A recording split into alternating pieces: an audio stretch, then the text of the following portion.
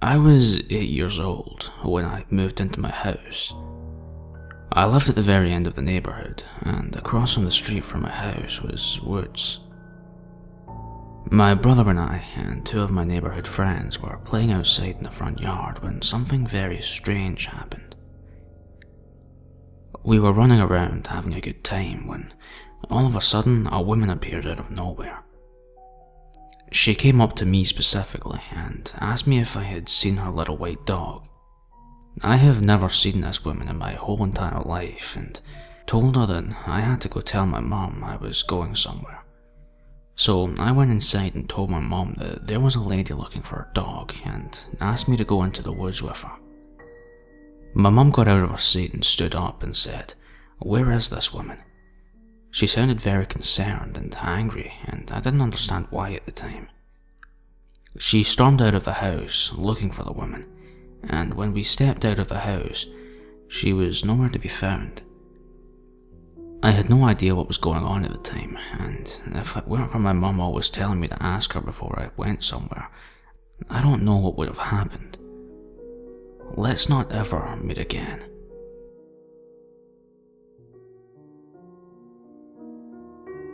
So, my house is on the biggest chunk of property in the tri-state area, about 108 acres, and was originally kind of a park, but wasn't supposed to be used as a park.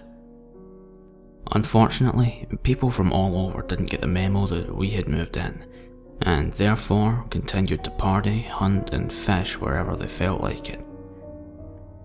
Over the years, these problems began to go away, except for a couple. Before we talk about the perpetrators, or at least the leader, we should discuss what was behind the property. An asylum, mostly housing psychopaths, schizophrenics, and those who have suffered mental breaks. It isn't rare to hear random screaming for no reason coming out from over there. So, back to the story. There were 4 men who kept coming back and hunting in the middle of the night. We let some people hunt in the night on Saturday nights, but for the most part, hunting was off limits. We were never able to catch these 4 middle-aged men who always wore masks.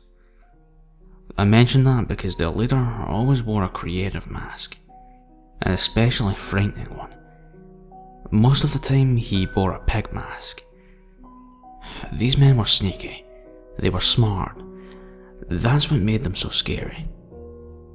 I had 3 encounters with them. The first began in June of last year. A few friends and I had decided to go to an adventure throughout the woods, and we discovered something frightening. We found a fortress, covered in beer cans with a chair on top.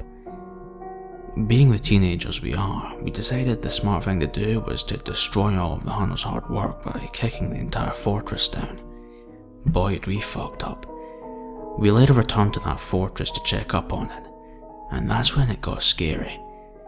It was rebuilt, almost as a shrine to the last one, and spray painted on the ground was, "Try that again, we dare you."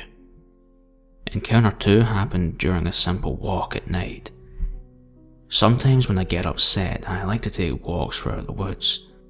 This time was at night, and it just so happened our favourite hunters were out hunting.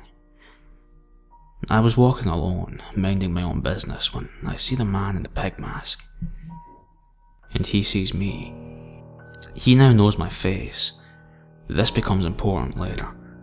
I hear a deep laugh and he turns his gun toward me. I have no idea what he was planning, but I booked it out of there ASAP. So I didn't have to figure that out. Encounter 3, in my opinion, is the most blood-curdling. It occurred only about a week ago, and I was walking home from my cousin's house in the dark.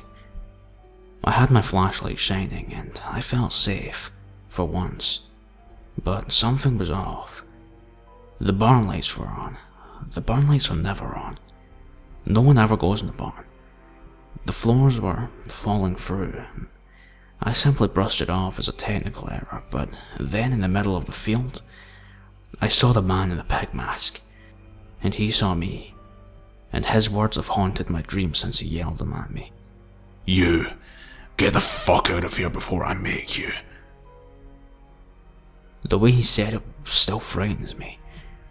It was so angry, so vicious, so dead set on revenge. I haven't been in the woods since then.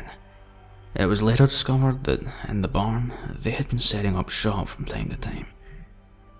So, in conclusion, I just want to personally give an SO to my friend in the pig mask. Let's never meet again, especially not in my woods. Well guys, thanks for listening. If you're wondering why there were only 2 stories in this week's video, well that's because while recording, the Arsehole Patrol stumbled into my house and I couldn't get a minute quiet to record. So I'll try and get 4 up for Monday. Anyway guys, thanks for watching and I'll see you in the next one.